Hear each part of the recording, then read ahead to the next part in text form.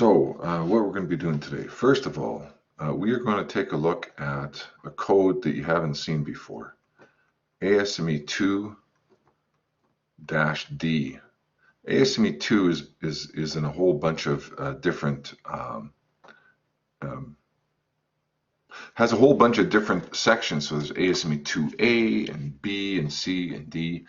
And we're going to look at D because it's about mechanical properties of materials that are suitable for boiler use.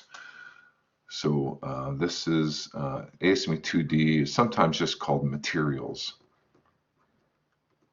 But it's more than just a material listing, but it gives us a lot of information about boilers, pressure vessels, all kinds of materials that we use in boiler pressure vessel construction. It's very, very important because in ASME 2D we've got these stress tables. And you cannot do any calculations at all in any kind of ASME code without ASME 2D. Then what we're going to do is we're going to take sort of an overview of ASME code section 1. And that's power boilers. Now, in your textbook, they also cover a little bit about ASME code section 8. And what you'll find is ASME 1 and ASME 8 have a lot in common. Okay? And so, I firmly believe that if you know ASME 1, you can figure out all of the other codes. But I like ASME 1 because it's the high pressure boiler code. And that is, number one, most pertinent to our occupation. So we're going to start off with an overview. And then what we're going to do is we're going to take a look at key parts where we find little bits of information. So what I need you to do is this stuff here it's in bright space. You can get it. And if you haven't been able to find your way around it, I have just loaded up a whole bunch of things as a news item attachments. I think there's about 6 or 7 attachments on that particular email. So I'd like you to download that stuff, have it on your computer, have it open in a screen somewhere so you can access it, or open it up and print it off. And we'll be using that material today. And so we left off yesterday, and I was asking people to look at a particular equation and then to transpose it. And so what we did was we looked at both pressure calculations and some stress calculations. And we looked at how that's related to the stress in the materials of a boiler. And so here's our boiler. And so it's got pressure inside of it. And then what we have is, due to that pressure, we've got some stress way that's acting in a longitudinal direction.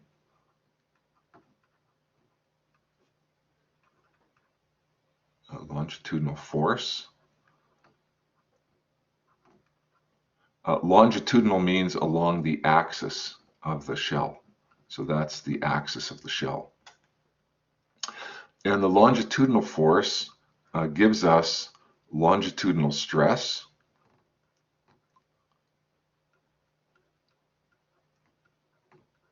Okay, and so the longitudinal stress acts on any kind of circumferential joint. So if I take a look at that vessel again, and let's say that there's a head attachment. Oh, that's a weld right there, where the head is welded onto the vessel, and oh, here's another little weld. So those are circumferential joints.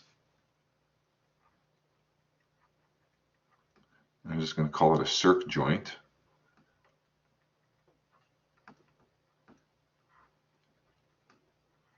I'm going circ joint over there. So we've got a couple of circ joints, and the longitudinal force and the longitudinal stress act on circumferential joints.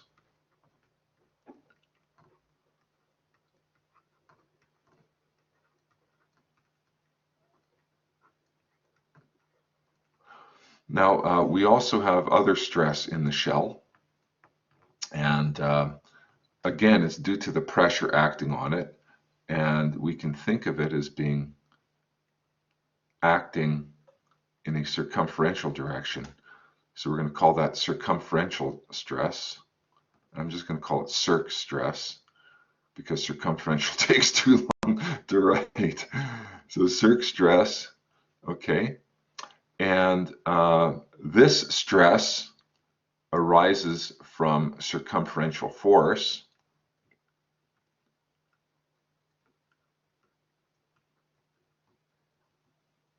Okay, from circumferential force, and sometimes we call that transverse force. Okay, it depends who you're reading, but some books are going to call it transverse force.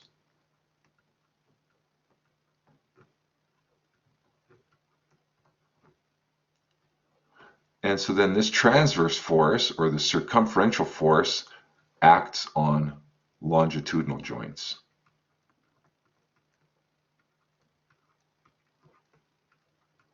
And I'm just going to put long because longitudinal takes too long to write. And so we know that our pressure vessel starts off as a flat piece of pipe, and then we have a weld along the longitudinal axis. Well, that weld there, that joint, is a longitudinal joint.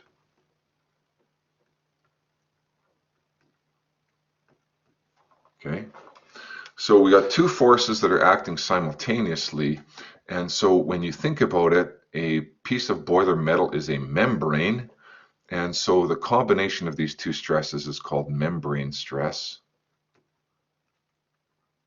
And if you think about, say, the surface of a drum, I'm sure that pretty much everybody here has banged on a drum at some point.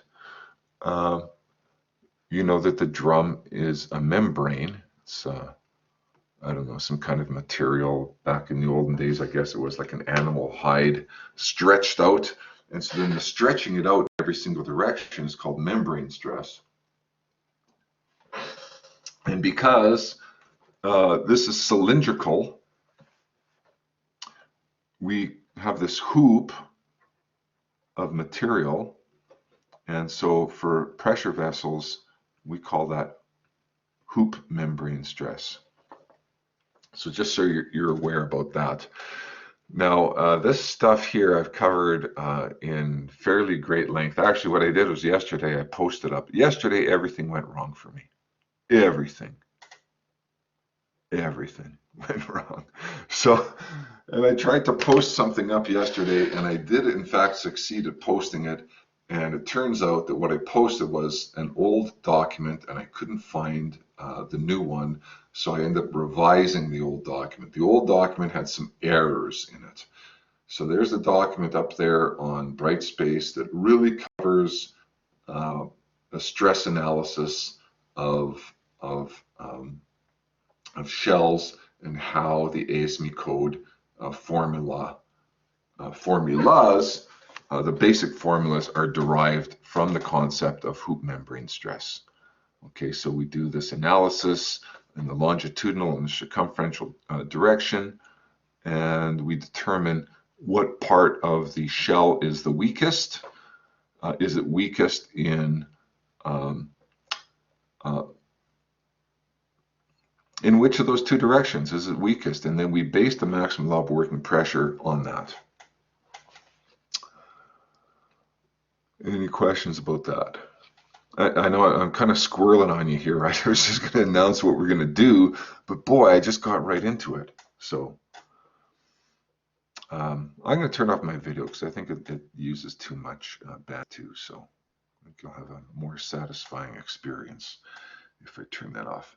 So I also left you with a little formula that we derived, and we said pressure is equal to 2 ST over d minus 2t. And what that meant is that the maximum allowable working pressure, P, depends upon, it's actually going to be proportional to S, which is the maximum allowable stress of the material. It's also going to be proportional to thickness, and it's actually going to be inversely proportional to the diameter of the vessel. Okay, and actually it's the inside diameter of the vessel, because d minus 2t, that's the diameter of the vessel minus twice the thickness, which gives you the internal diameter. But here's the thing, ASME doesn't like to use internal diameters very often, so that's why I'm using outside diameter. Okay, so really what we have here is ID, d minus 2t,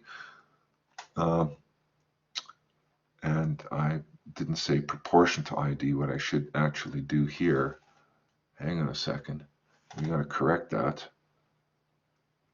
We got to correct that. Oh, what happened there?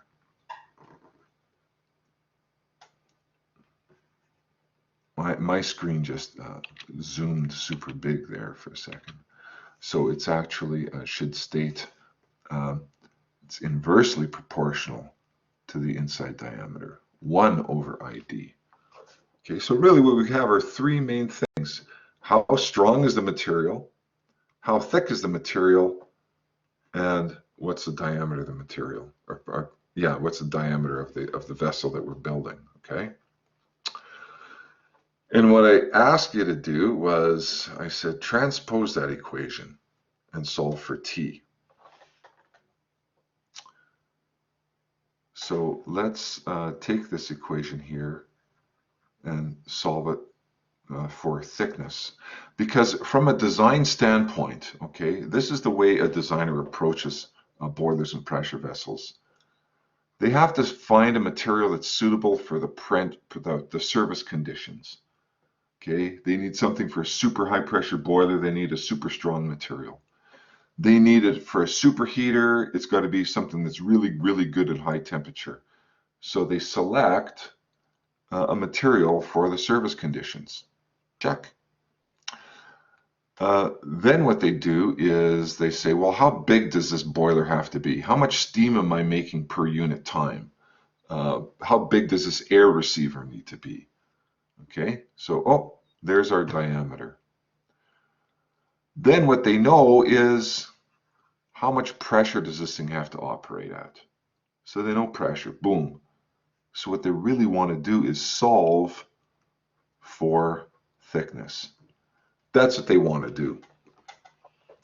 So it's okay to have a formula that's solved for pressure, but how about we solve that then for thickness? And what you should have got if you tried to transpose that is you would have got thickness is equal to PD over 2S plus P. Perfect. Now what we can do is actually figure out what is the minimum thickness of the boiler pressure vessel material, knowing all of the pressure that we want, the diameter of the vessel, and the allowable working pressure that we have in mind. Okay? Sound good? Raise your hands if you came up with that transposed equation. Good job.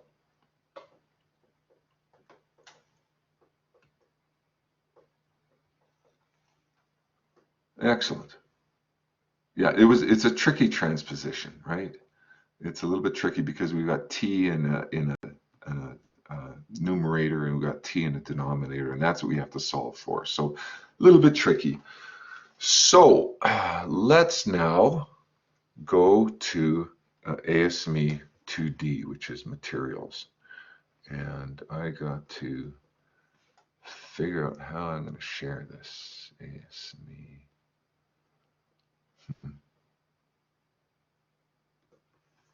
Bizarre. Okay. Hang on a second. I think I have to open it up. No, I actually got it open. Why isn't it showing?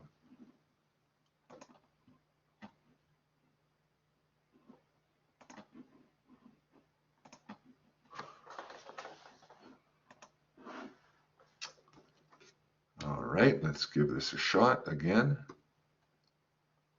Why did that happen?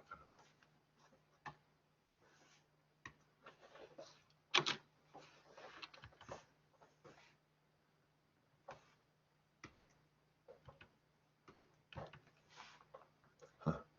All right, let's just do that. And there's this one here, which doesn't seem to want to work.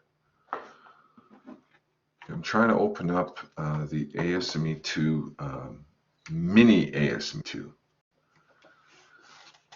So I checked the all of the what do you call it?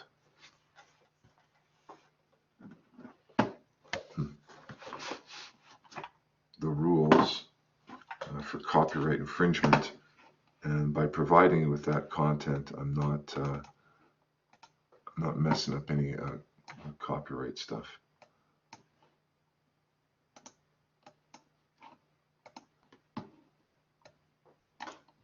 Okay, it seems that my computer has locked up. Can anybody hear me?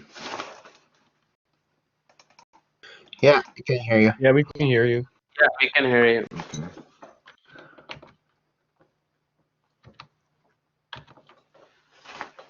Well, I may have to bail on you because I have an unresponsive computer that apparently you can hear me.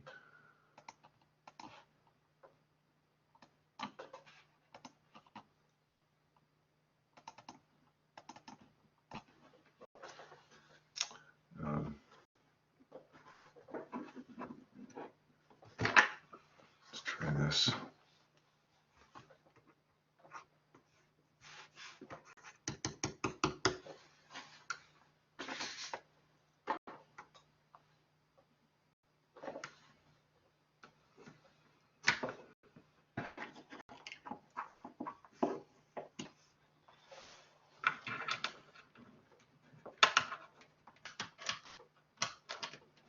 Anyway, this gives you guys a moment to actually go to that news item and download those files that I was telling you you're going to need.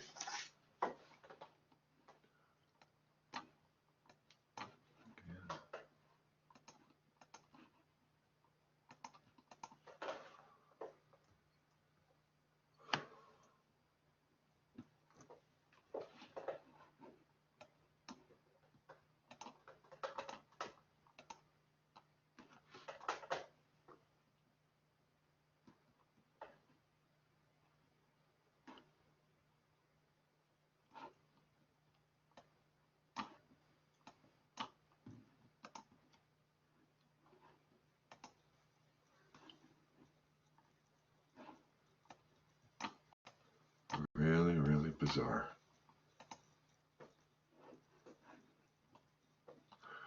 Okay, so can you hear me? Yeah, we can Okay, hear you. perfect. Okay, so here's the thing. Is I got this one large window open up right in front of me, and I can't really see you, and I can't do anything about it. So what I'm going to do is, okay, is I'm going to try and open up something and leave that annoying window right in the foreground.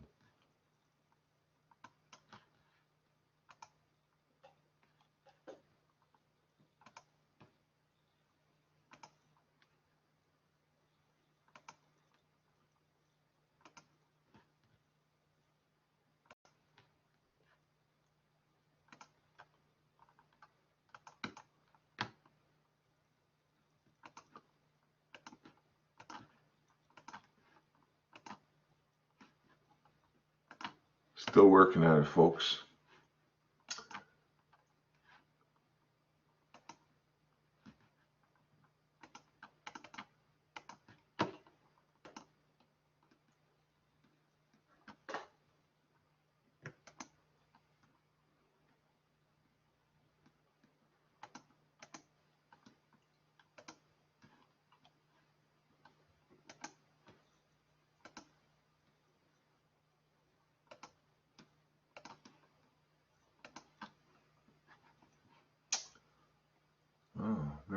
Interesting.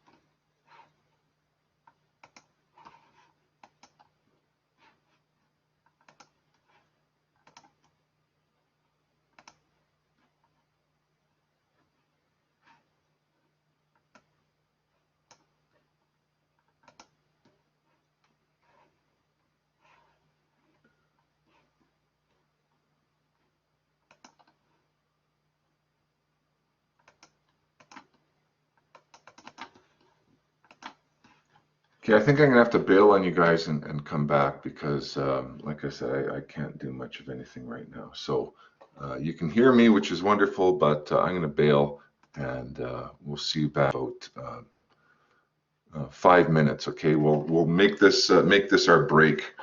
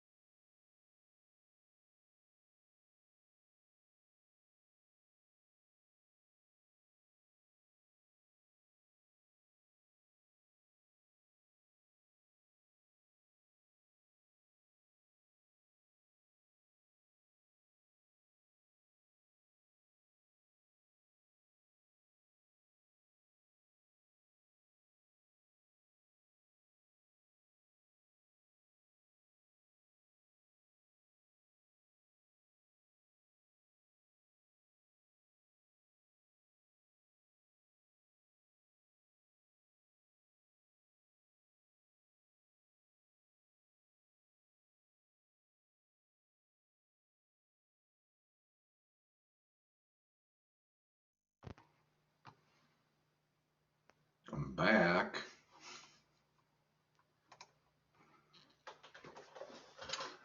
So I think what it was is my Firefox decided to be a jerk. So yeah, it was kind of all blocked up for me. Now, where were those files that I wanted to share with you. We'll go here.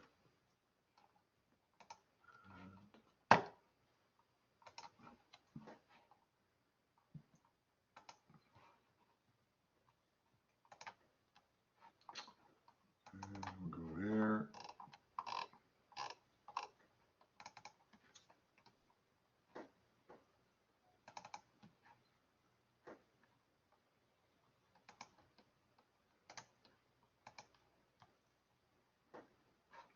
Okay, that worked. And I'm gonna go here.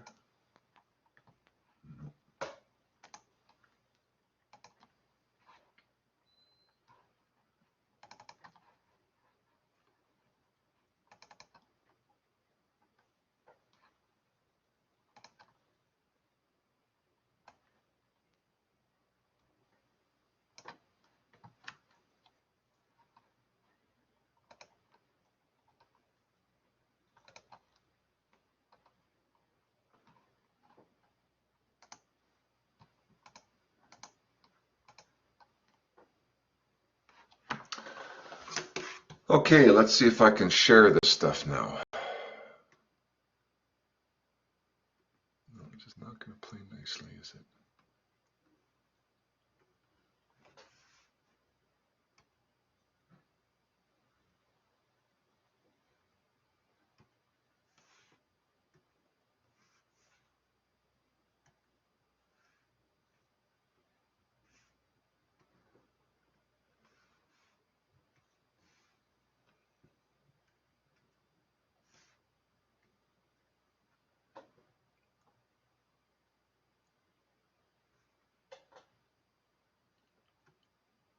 Hallelujah. Back in action, I think. There it is. Oh, yes. How nice. Okay. So this is what I call the miniature or mini boiler pressure vessel code 2D. Okay. So what is this thing all about? You should be able to see it on your screen, and you should be able to download it because you're going to need this thing, and you can take it into your APS exams. Okay. So what do we have in here? We've got stress tables. Okay. And the one that we're really concerned about is 1A, table 1A. And if you make a note of this, okay, write it down that the A stands for ferrous materials and says right here, ferrous materials. So that any time that we've got a material that we use in a boiler pressure vessel construction and it's got an A in it, that means that it is a ferrous material. Whereas the B materials, I've left it out of this little miniature thing, and the B materials are non-ferrous. Okay. So all we're going to deal with is ferrous materials on table 1A, and those include, if you take a look, carbon steels, also carbon steels with small additions of alloying agents.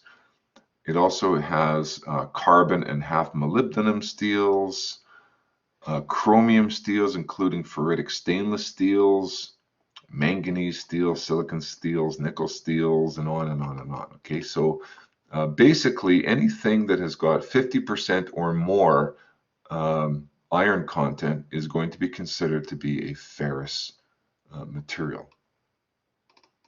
Okay, so let's scroll down a little bit. Oh, look, this is what it looks like. So I'm wondering if I can actually write on my screen here. Can I do that? I don't think so. No, I can't. Well, maybe if I go here. No, I can't write on it. Limitations of the program. So you can see what I'm looking at right there. Hey, so there's, first of all, we need to know the line number. And you might think, well, how is that important? What that means is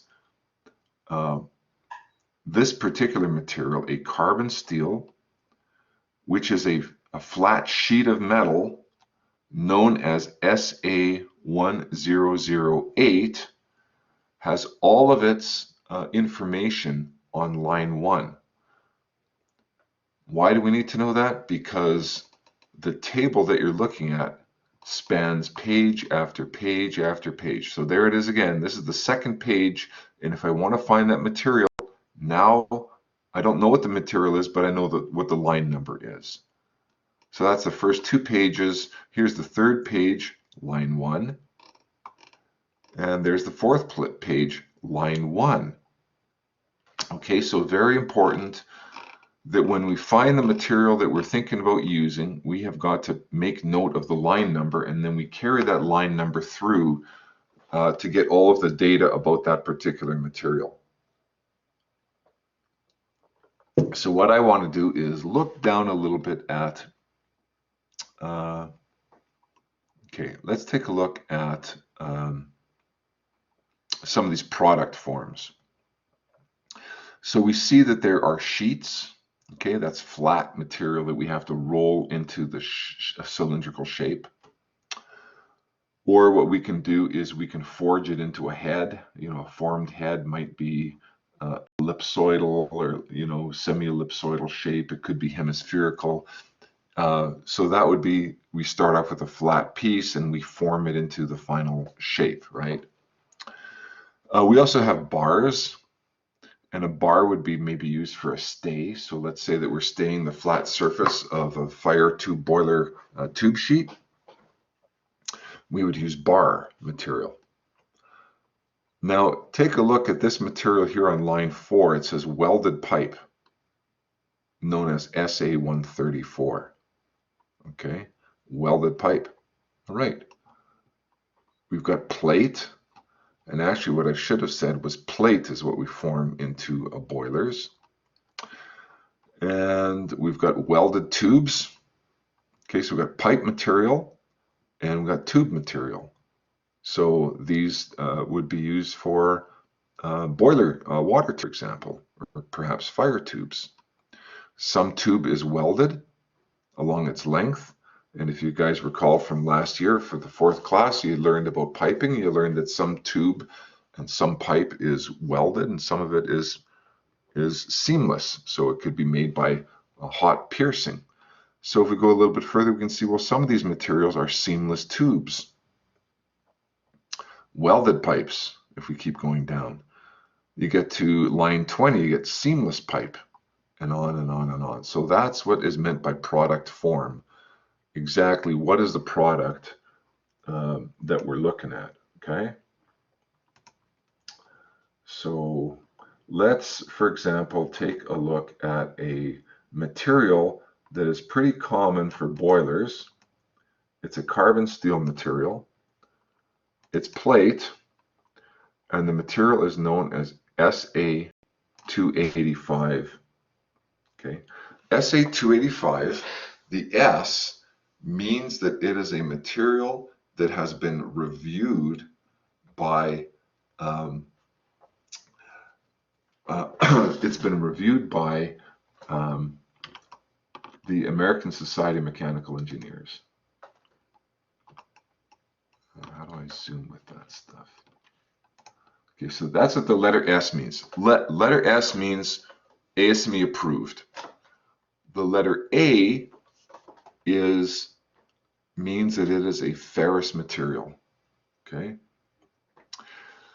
Then the 285 part is just simply a catalog number. So let's say that you wanted to, you know, buy yourself new tires for your car. You'd go to Canadian Tire and you say you want this tire, and then they look up a catalog number and they go, okay, well, that's these tires, these Goodyear tires or Firestone or whatever.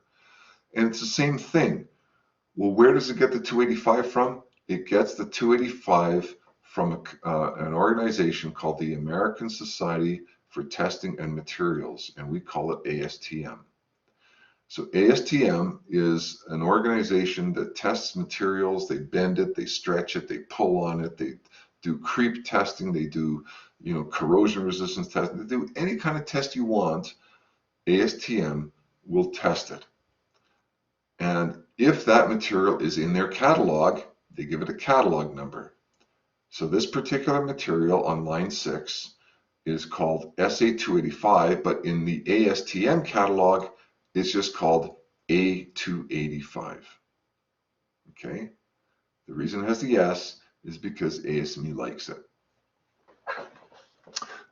If ASME doesn't like A285, they don't put the S, and it doesn't end up in ASME 2D. Then the next line over, we see this thing, type grade. Oh, why did it do that? Crazy, man. Just crazy. Oh, that's how the zoom function works. Okay. All right. Well, this could be a good thing. Okay, we were on SA285. We're on line 6 somewhere. There it is, SA285. And then we get to this other letter A, which is in this column here that says type grade. So SA285 comes in 3 grades, grade A, grade B, and grade C. So you're going to get a question that says a boiler shell is constructed of SA285 grade C.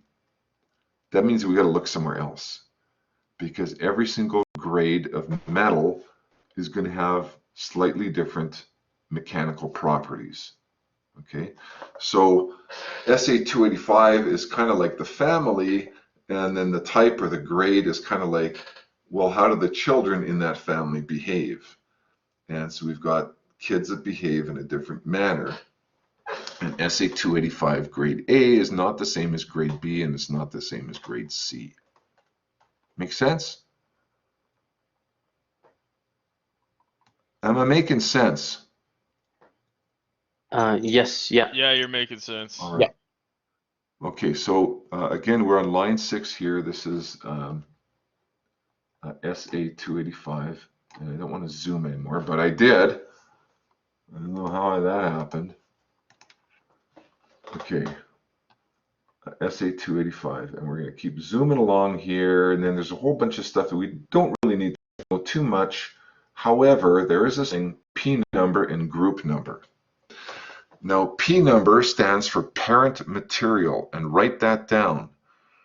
When we talk about material that we are going to be welding, we need to know its parent family.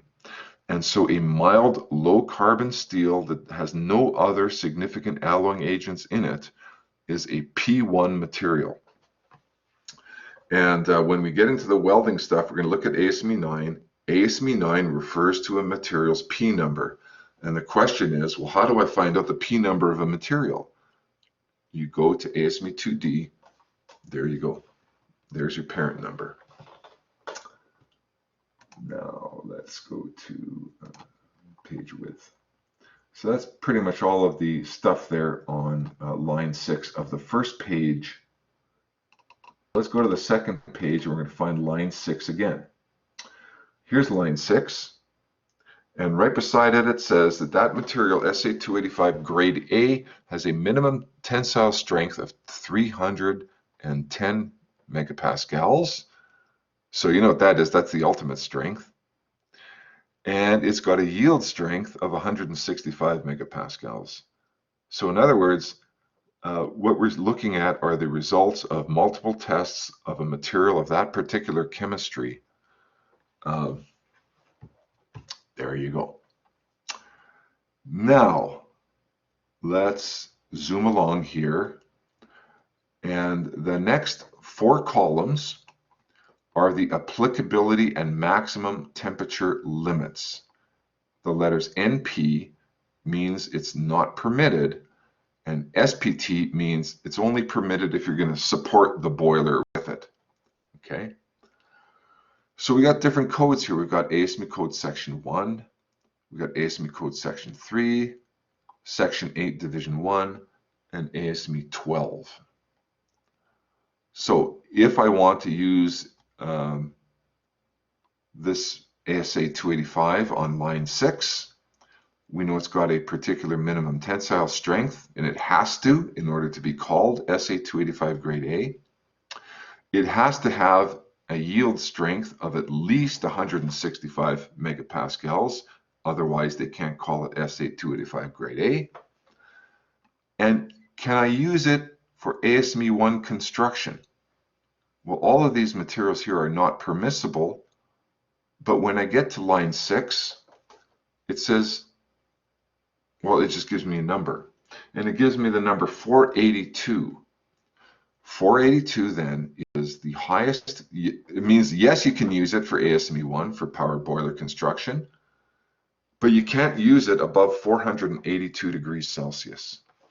That makes sense? So that's Yeah. some temperature you can use it for. But what if I want to use it for pressure vessel? Let's go to ASME code section 8 division 1. Go back down to line 6.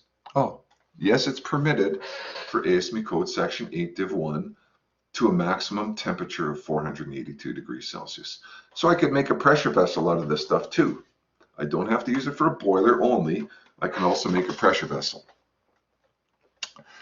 And if I wanted to use it for ASME 12 construction, which is XII, it's only good for 343 Celsius.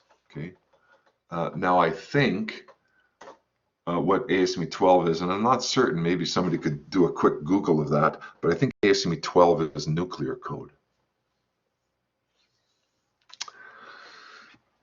Then we go to this thing, external pressure chart, which you don't need to know about at the 3rd class, but certainly in the 2nd class, you're going to have to know about external pressure charts.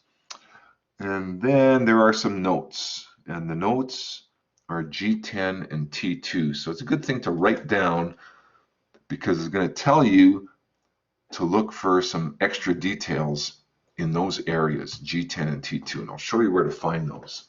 And I'm going to write those down for myself right now because I've got a great memory, but it's short. Okay, so this is what the first page looked like.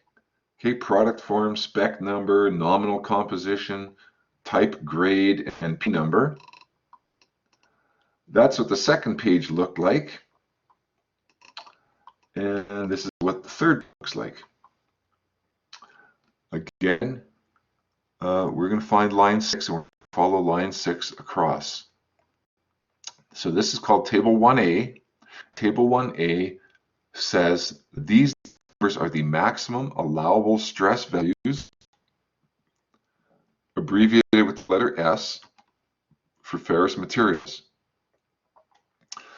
So the unit is megapascals, and the temperatures are listed here in degrees Celsius. And recall that SA285 could not be used above what temperature? 482. 482, okay. So 482 would put us, oh, okay, so we got one more page to go. So let's find line 6. So from minus 30 to 40 degrees, okay. Are we going to make a minus 30 degree boiler? I don't think so. So we're going to be well over here. And so let's say that our boiler the metal is going to be at 250 degrees. So we find 250 degrees and we go down and we find that SA285 grade A has an allowable stress of 89 or 88.9 megapascals. And you know, stress is force over area, right? So the unit is pascals. So that is the maximum allowable working stress at 250 degrees Celsius. What about if we go to 300 Celsius? Oh, 86.3, 325, 83.8. So what is happening to this material as it gets hotter and hotter?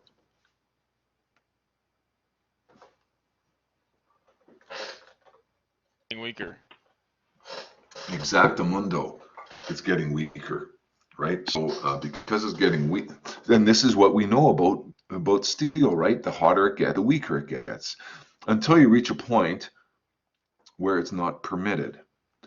So if we take a look at some of these other materials here on line 4 and line 5, I mean, once they get to 375, there's no numbers there. The 3 dashes mean, or as Donald Trump would say, dot, dot, dot. dot, dot, dot means that it's not permitted at that temperature. Too hot. Let's go back to line 6, and at 400 degrees Celsius, 73.4 megapascals. But wait, it's not a regular font anymore. Now it's italicized, and more italicized, and more italics, and more italics. 44.5 megapascals at 475. The italics are warning the designer, saying, hey, look, you might want to select a better material at such a high temperature. And then we go to the next page. This is now the 4th page, and we go to line 6. And at 500 degrees Celsius, it says that it's good for 31.7. Now, I know on the previous page it said the maximum temperature was 482. So really, you would not use that material at 500 degrees Celsius. And you certainly wouldn't use it at anything more than 500 degrees Celsius either. So you can see here that there are very few materials on that particular page that are good for, actually, there's nothing that is suitable for use at 550 Celsius or above.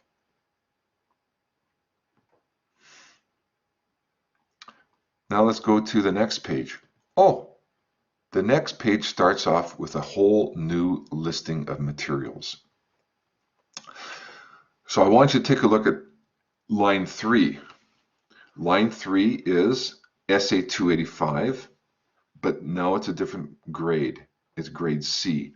And I'll tell you right now, so many packaged boilers are made of SA285 grade C. It's a very, very common boiler material. So follow grade C. It is, in fact, a P1 material. It's a low carbon, mild steel. And it's plate. And it has got a minimum yield strength of 205 megapascals.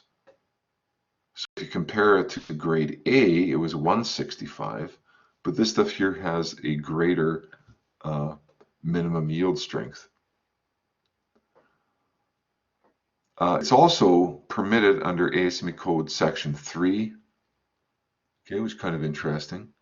And it has an extra note that applies to it.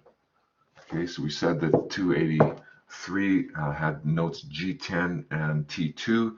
This one here also has the additional note S1 to look up. And so, wow, look at this stuff here. Look how much higher the stress values are for grade C compared to grade A. So if I want to compare, even though they're both SA285, grade C is a much stronger material. Make sense? Yeah. All right.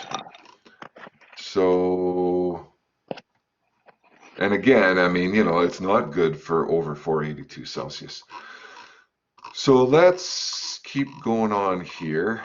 Okay, that's just 8 pages. Like the whole ASME code table 1A is, I don't know, 300 pages long, right? So all I've done is I've just shortened it and I'm giving you little bits and pieces of it so that you can actually do code calculations on some of the materials that we encounter in boilers. So those are the external pressure charts that you don't need to know until you get into second class. But okay. The notes. I don't have the notes in there. What I'll do is I'll find the page that has the notes. And I'll post that up there. But the bottom line is this. This is what we use ASME code 2D for. So we can figure out how strong the material is at a particular temperature. Once we know that, and also whether it's suitable for use under a particular code. And once we know these things, then we select the material and we select the value of S. We need to know that because we need to know in those formulae that we derived, one of them was solved for thickness, and the thickness formula was the pressure times the outside diameter divided by 2 times P plus S. And well, S is the maximum allowable stress at temperature. And if we're looking at the MAWP solved formula, the formula for MAWP is 2 times S times T over D minus 2T. And so again, S appears in there. Where do you get S? This is where you get S from. Okay. So that's ASME 2D. And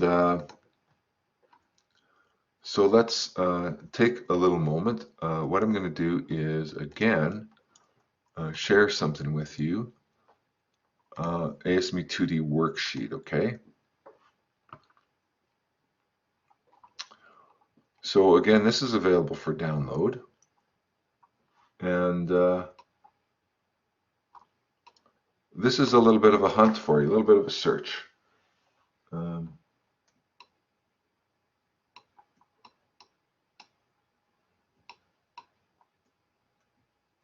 So we'll give you 5 minutes to go over this and see what you can find from ASME 2D.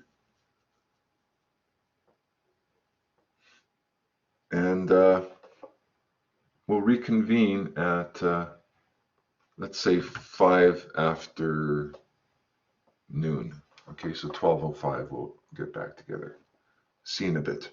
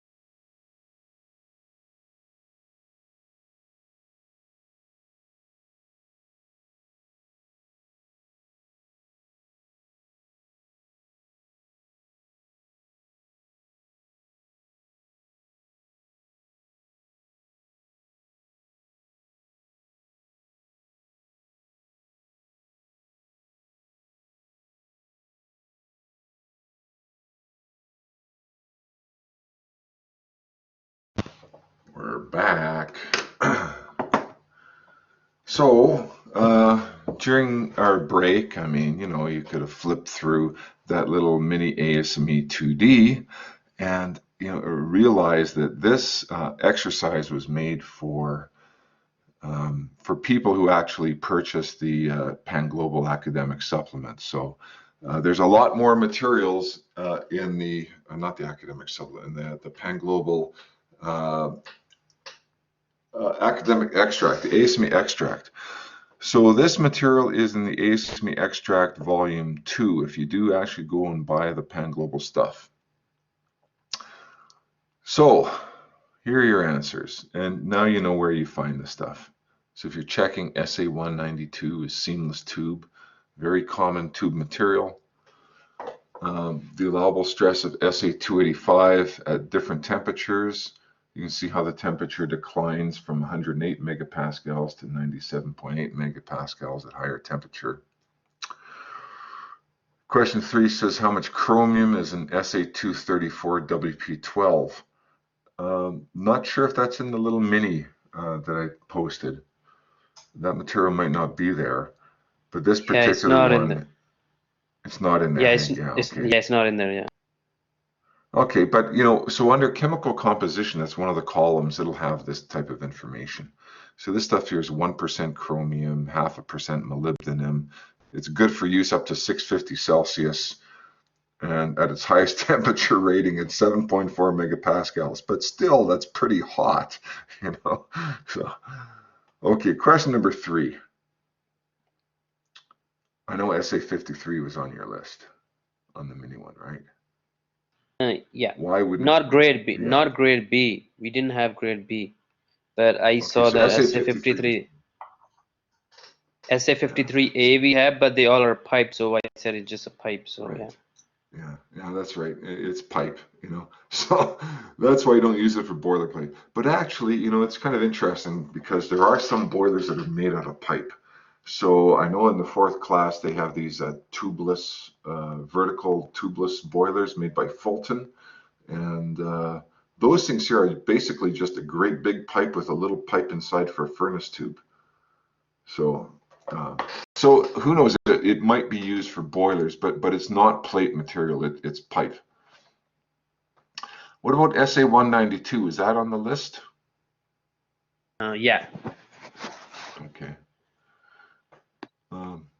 Was it an alloy steel? No, because it didn't have any major alloying agents. It's just a P1 grade 1 material. Oh, you said that SA53 grade A was there, right? Now there Yeah, they were a both were couple there. of SA and FA. Okay, so which one was stronger?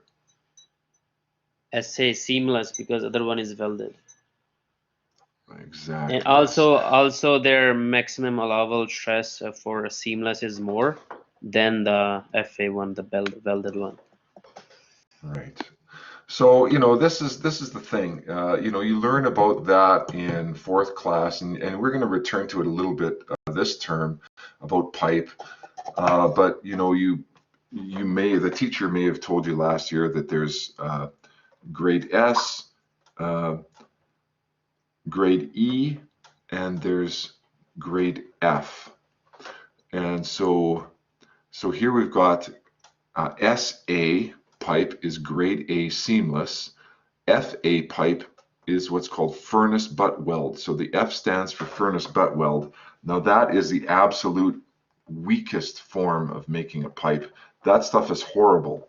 So never purchase type F pipe ever in your plant. If that's ever one of your responsibilities, don't ever order type F. It's terrible.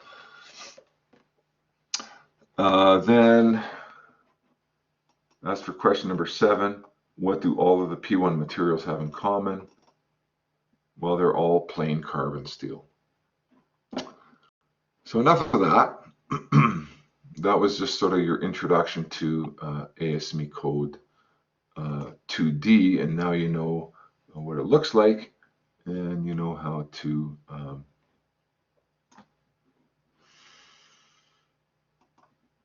deal with it.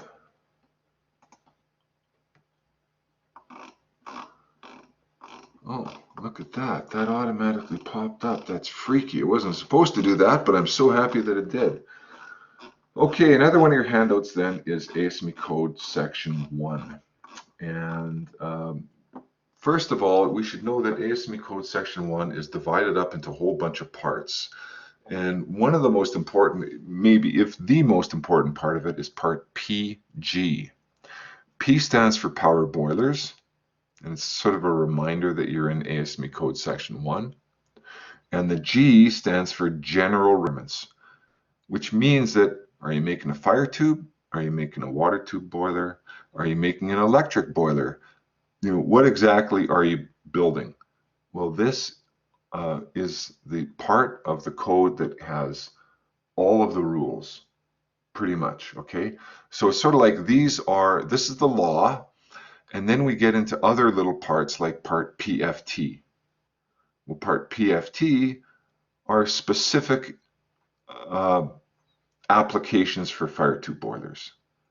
So if I'm making a fire tube boiler, it has got to meet all of part PFT requirements as well as part PG requirements. If I'm going to make a water tube boiler, I go to part PWT and find out the specific requirements for water tube boilers and that need to be met in addition to the various parts of part PG. Okay, so I want to zoom in on some of the important things. First of all, we should always read the scope of any kind of code because it says, what does it apply to? And it says it's a power boiler code, high pressure, high temperature water boilers. Okay?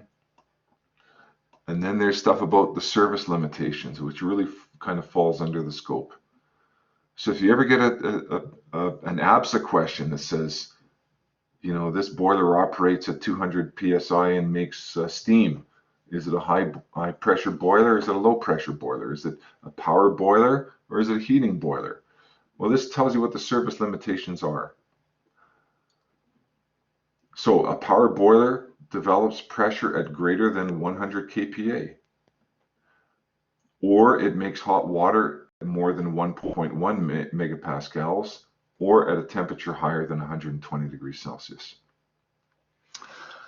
So the next little point about this is you can see that the codes are now in both US standard units and they're in SI units. We're in an SI course, and so all we do is we look at the SI units. Notice that 15 psi is not exactly the same as 100 kPa, nor is 250 Fahrenheit exactly the same as 120, nor is 160 the same as 1.1. But they're pretty close. But here's the thing. We never, ever, ever mix units when we're dealing with ASME code. We always stick to SI units or US standard units. And this course is going to be all SI units. Notice that a boiler where steam or other vapor is generated at a pressure more than 15 psi gauge, there really should be a 100 kPa. There should be a G behind the kPa. And just so you know, everything that we do in this course for ASME is gauge pressure. The calculations are gauge pressure. It's all gauge pressure. Okay?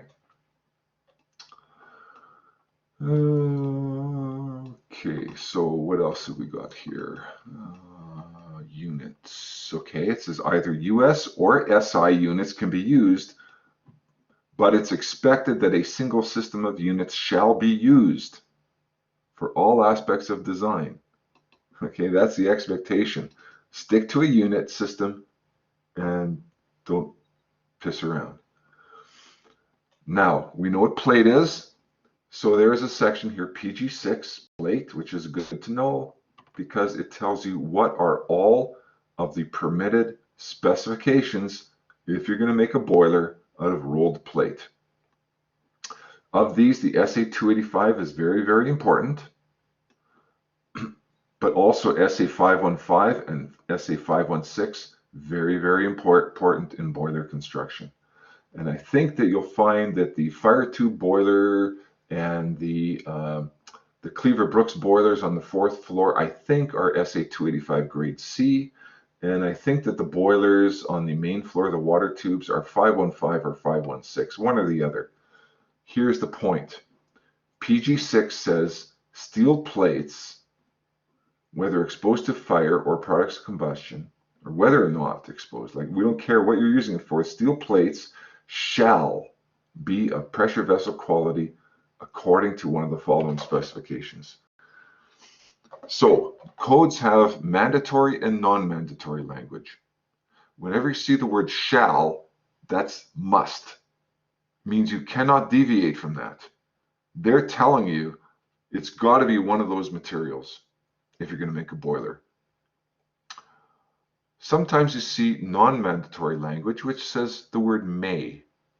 May means if you want to, do it that way, but you don't have to. Okay?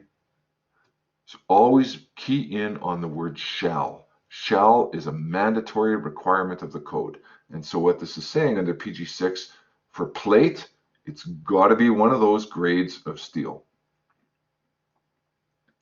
And they do the same thing with forgings, and notice that they talk about nodular iron and the cast iron and stuff like that. Okay, so now PG9 is the same pipes and tubes. And what they're saying is boiler parts shall be one of the following: SA53 pipe, SA105 pipe, SA106 pipe, SA178 tube, could be electric resistance welded carbon steel and carbon manganese steel boil and superheater tubes. You get the idea. Okay, so this is all pipes and tubes, what they have to be made of in part PG9. Notice that they use words like ferritic. Okay, so SA 268 is ferritic and martensitic. Well, you know what martensite is. It's body center tetragonal. They permit a martensitic steel. No.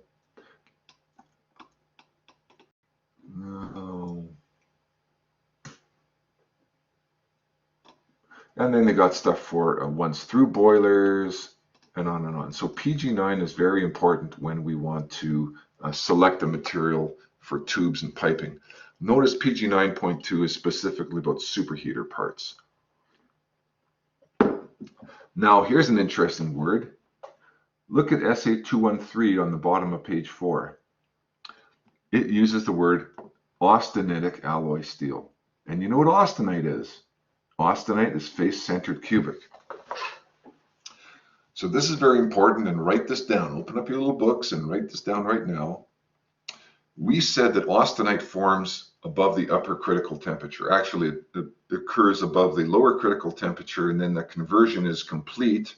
First, all of the pearlite becomes austenite, and then at a higher temperature, the ferrite and the cementite turn into austenite as well. So at very high temperature, all we have is austenite. And then we said, well, if we cool the stuff down, it turns back into ferrite and pearlite and cementite.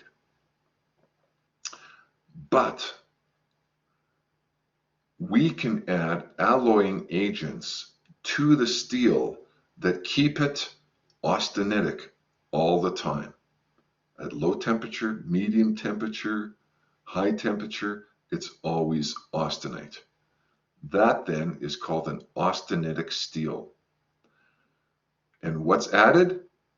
Lots and lots of chromium, lots and lots of nickel. You get the stuff we call stainless steel, and the common stainless steels that you guys see around the lab, you know, you take a look at stainless steel piping and stainless steel tubing and all that kind of stuff.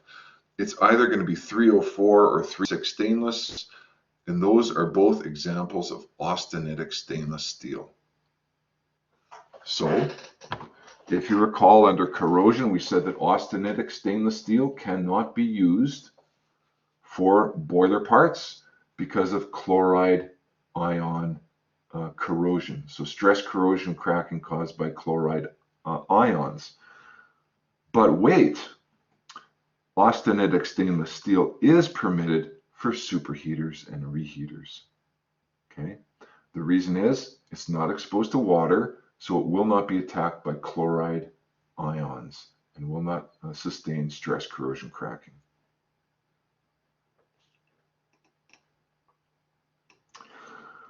So you'll see that term again, austenitic stainless steel, austenitic, austenitic, austenitic. So all of these different grades of steels are suitable for very high temperature service, and a good many of them are austenitic.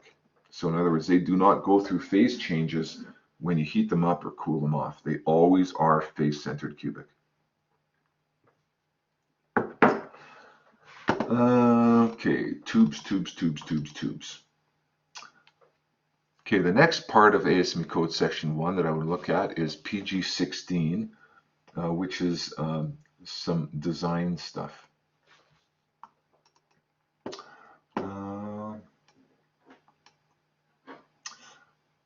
Okay, first of all, very, very, very important, write this down. PG 16.3, where it says minimum thickness. So let's say you do all these calculations and go, man, I can make my boiler out of tin foil.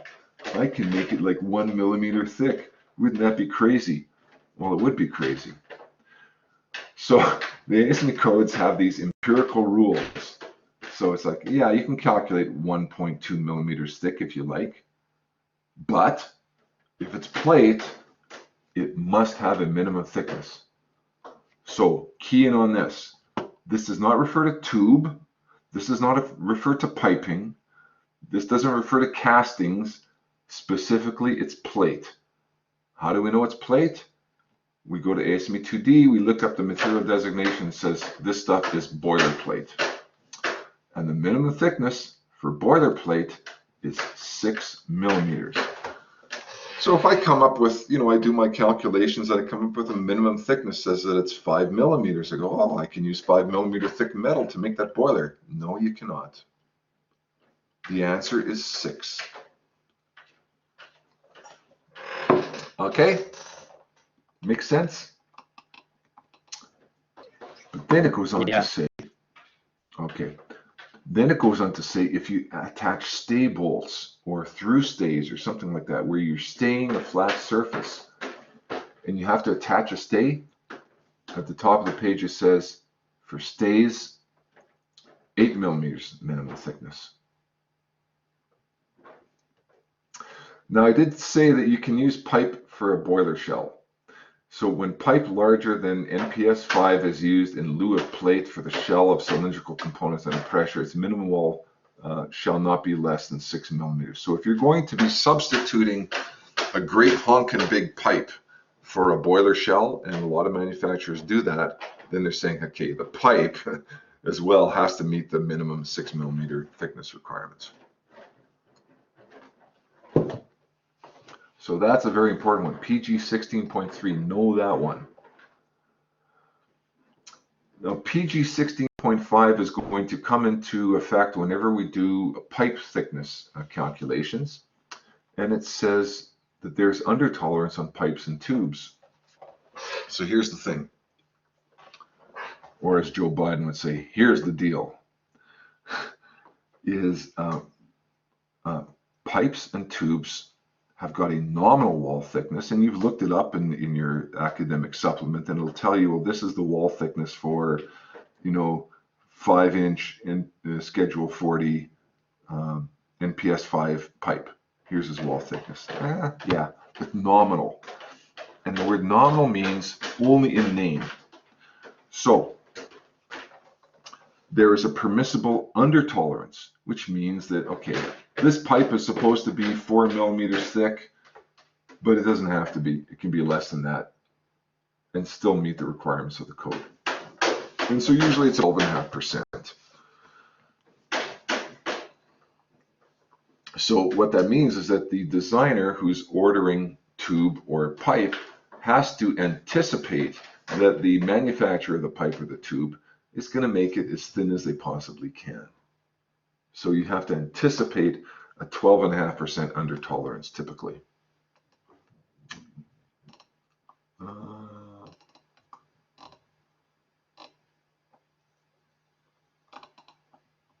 Okay, so now we're into the meat. PG27, cylindrical components under internal pressure. That's exactly what we were doing yesterday. So let's find, there are some equations here under PG27. There are two basic equations. The first one is a tubing formula, which is PG27.2.1. And there is a piping formula, which is PG27.2.2. And you wonder, when would I use this one? When would I use the other one? Well, I use the tubing formula specifically if it's, say, a downcomer, or if it is a water tube, as long as that downcomer or water tube is less than 125 millimeters in outside diameter. So if I've got something that's 130 millimeters in outside diameter, I can't use this formula. It kicks me over to PG27.2. And then what I have to do is use the formula for piping, drums, shells, and headers. And now this is one of the biggest sources of confusion for people that are starting to do these calculations. And by the way, this is all in your Pan Global. Okay, I'm not deviating from Pan Global by any means. So if I got a tube, the maximum allowable working pressure, okay, let's do this. Thickness, minimum thickness is the pressure times the outside diameter. Divide that by 2 times the stress plus P. Well, doesn't that look familiar? Wait a second, let's slip over here to PG27.2. We're going to move across the way to the larger stuff, okay? Minimum thickness is the pressure times the outside diameter. Divide that by 2S plus 2P. Actually, it should be 2 in brackets S plus P. That's the formula. That's the one we came up with. But wait a second, there's other stuff in there. There's this capital E, all right? There's this small letter Y. Okay, we'll figure that one out. And then we've got this letter C. Well, we can figure that out. All I'm saying is what ASME done, what they did was they took the very basic formulas that we came up with and they adjusted them, they fine-tuned them for boiler applications. That's all they did. And you're going to find pretty much the same formulas in B31.1 power piping code. You're going to find that the piping formulas are identical, as a matter of fact, to these formulas, except the letter C, they use the letter A in the B31.1. Other than that, it's the same. You go to ASME code section 8, pretty much the same formulas.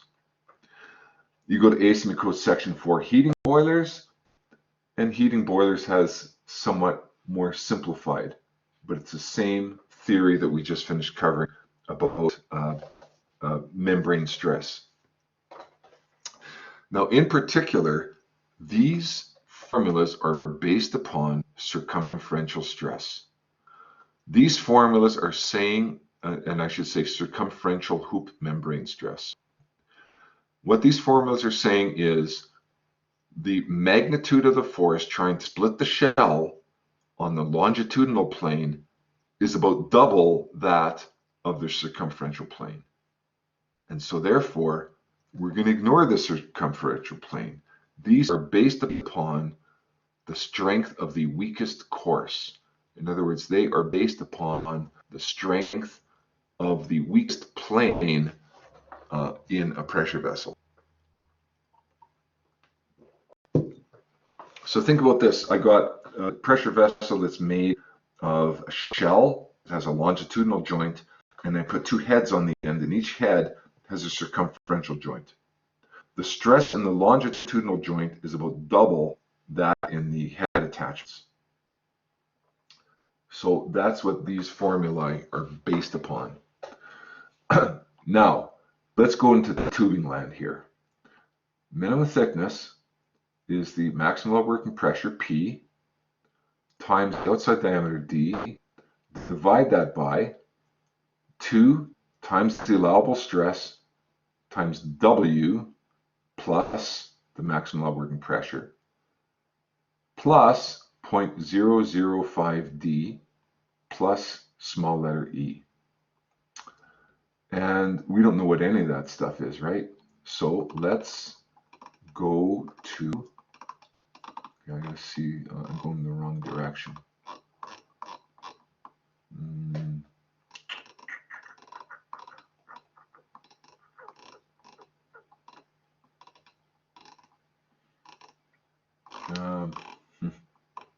Where is it? I'll find it.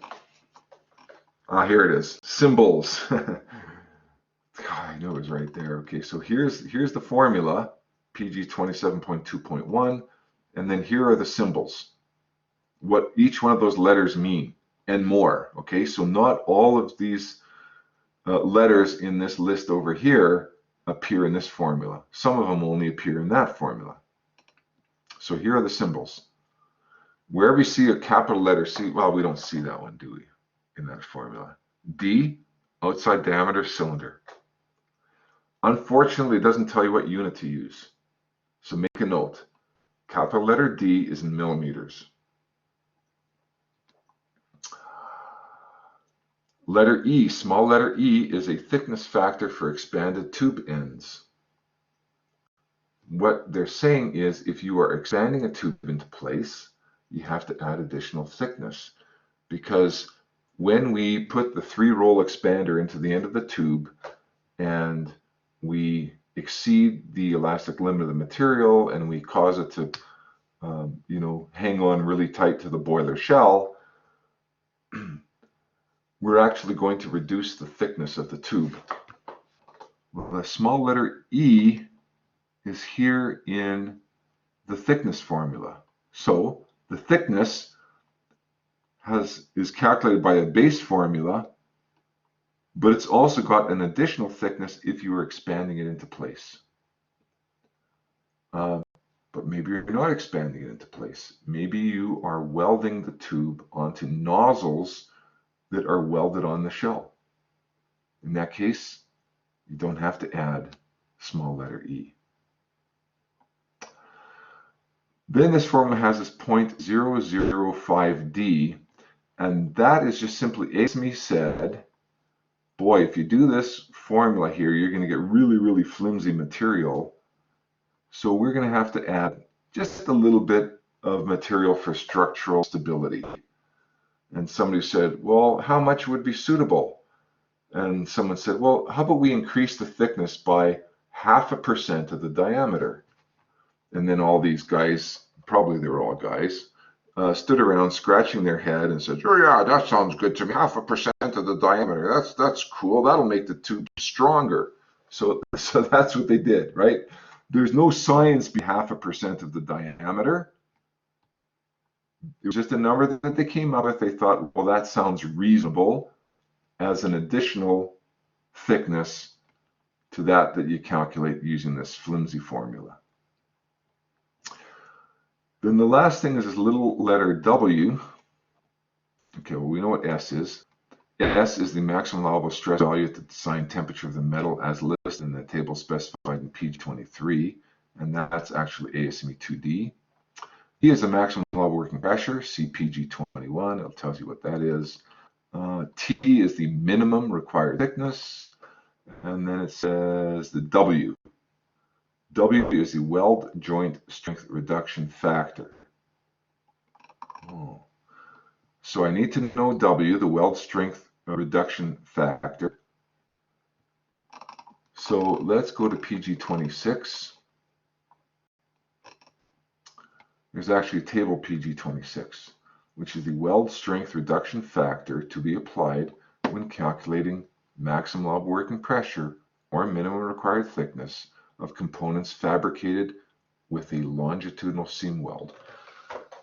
Oh, a longitudinal seam weld. Well, what if I use a seamless tube? If I use a seamless tube, there's no longitudinal seam, so it doesn't apply. In that case, the letter W would be 1, meaning that it's 100% efficient joint. But let's kind of zoom in on some of these materials. Let's look at, say, here. Chromoly steel. Oh, no, that's carbon molybdenum steel, pardon me. Or chromoly steel, or austenitic stainless steel, and on and on and on. Okay. Notice that it doesn't matter what kind of steel you're using. If you are using these steels at 427 degrees Celsius or less, W is 1. The only time we've got to start worrying about what W is if the metal is going to be exceeding 427, more than 427 Celsius. And then, and this means whether it's welded or seamless, it doesn't matter. We don't care. If you're under 427, don't worry about it. Don't worry about what W is. But then, take a look at note 3, which I love. It's one of my favorite notes in the whole code. And what it says is components made from plain mild carbon steel are exempt from the requirements of table PG26. Oh, so if I'm using a welded carbon steel tube, or if I'm using a seamless carbon steel tube, W doesn't matter. Two things I can do. I can put the number 1 in there. So 2 times S times 1 is equal to 2S. Or I can just skip it altogether. Does that make sense?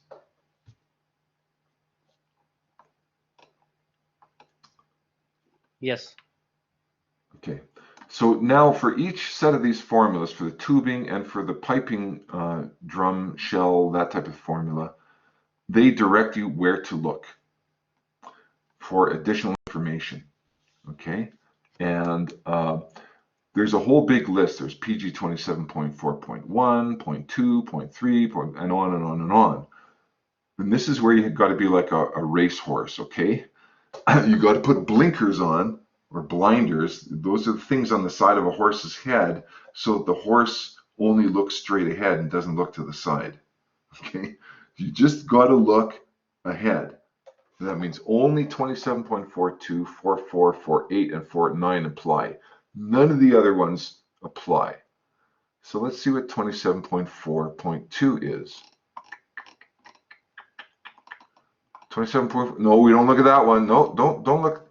Okay, 27.4.2. So you want to know what temperature, because we saw in the stress tables, there's all kinds of temperatures, right? And you wonder, well, what stress value do I pick? Well, it depends what the boiler is operating at. So it says the temperature of the metal to be used in finding out S shall not be less than the maximum expected mean. You know what mean is? It's average wall temperature. In other words, what we do is we take the inside tube surface temperature and we take the outside tube surface temperature, we add them up, we divide it by 2. And that's our mean wall temperature. But that's only for tubes that are absorbing heat. So say in the radiant section of the boiler where you got risers. But for tubes that do not absorb heat, the metal temperature may be taken as the temperature of the fluid within the tube, but not less than the saturation temperature. So let's say I got a downcomer. Well, what's the temperature of the metal of the downcomer? Well, they're saying use the saturation temperature.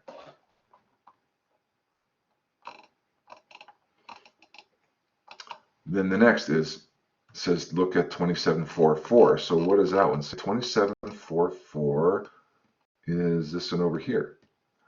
And it tells you what is the additional thickness for an expanded tube.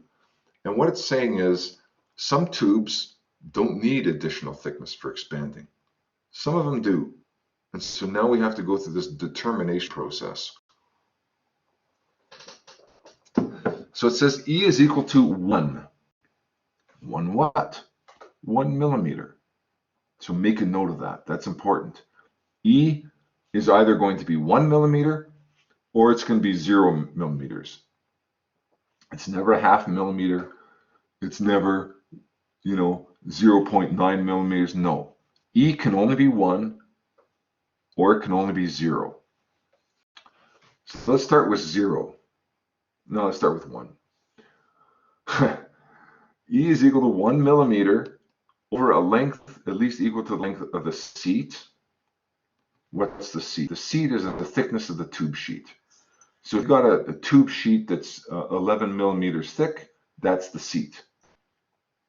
So it has to be extra thick by an additional millimeter thick over what you calculate for the 11 millimeters of seat plus another 25 millimeters. So let's say 11 millimeters plus 25 gives you 36 millimeters at least for tube expanded into tube seats.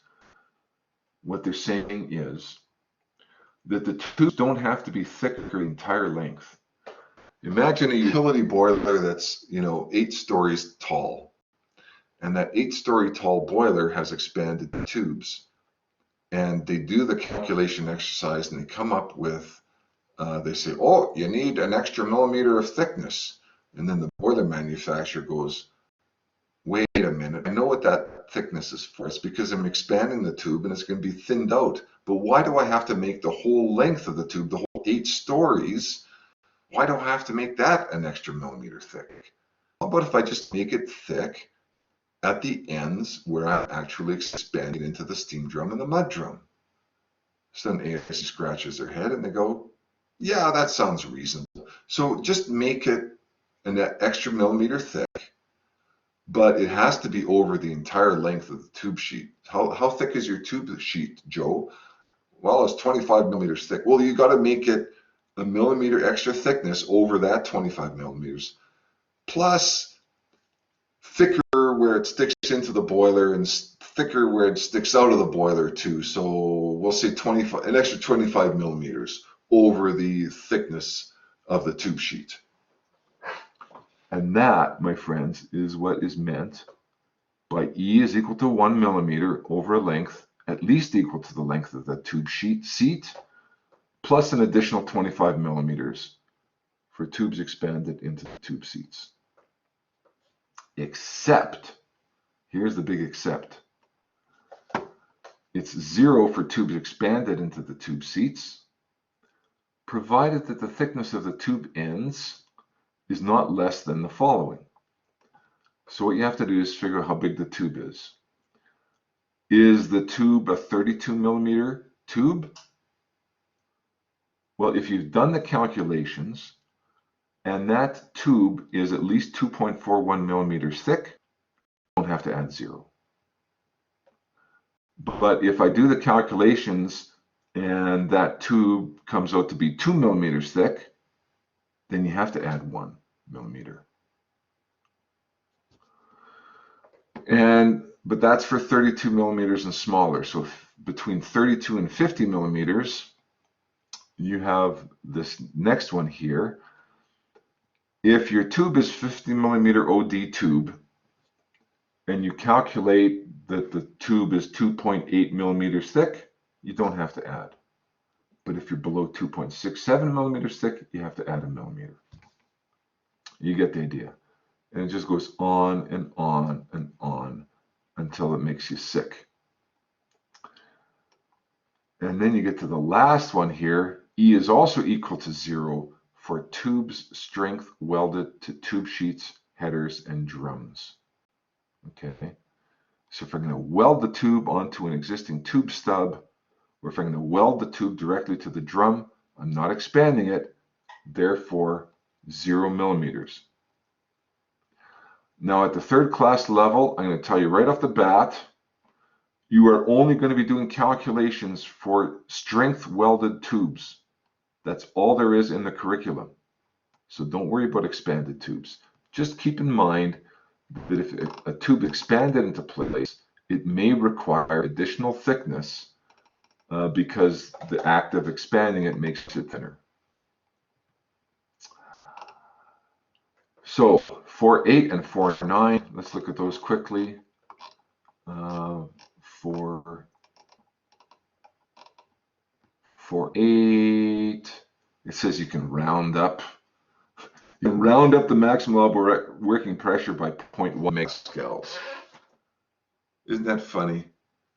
I like that clause because it tells you that what you're doing as a boiler designer is not brain surgery. Okay. You can come up with a maximum allowable working pressure and then round it up if you want to. Again, it has non-mandatory language. It says the equations may be rounded up. And then the last one is 27.4.9. It says the MOP does not need to include the hydrostatic head loading. So think about that boiler that's 8 stories tall, and you got a water tube that's 8 stories tall, and you think, boy, that's got a lot of water piled up in it. Do we have to factor in the hydrostatic head of all of that water? And the answer is, according to 27.49, it's no, you don't have to. So I'm going to leave you with a question, okay? And I'm just going to make this up right out of the top of my head. And this is going to be a third-class question. You've got a boiler tube, and it's strength welded into place, okay? Where's my, here. It's a tube. The material is SA182, I think, is a tube material, if I recall. Let's go back to PG9. It doesn't want to work. So it's SA182 seamless. And it operates at 300 degrees Celsius, which is the saturation temperature of the water. That's the mean tube temperature. And it is a 50 millimeter tube, OD. And the MOP of the boiler is, let's say, 1.75 megapascals. That's the MOP. And so my question, oh, and it's strength welded. So it's not expanded, it's strength welded into place. So my question for you is, what is the minimum thickness? David, where did you find SA 182? Because I'm looking, I can't find in here 182. Okay, well, let's just see.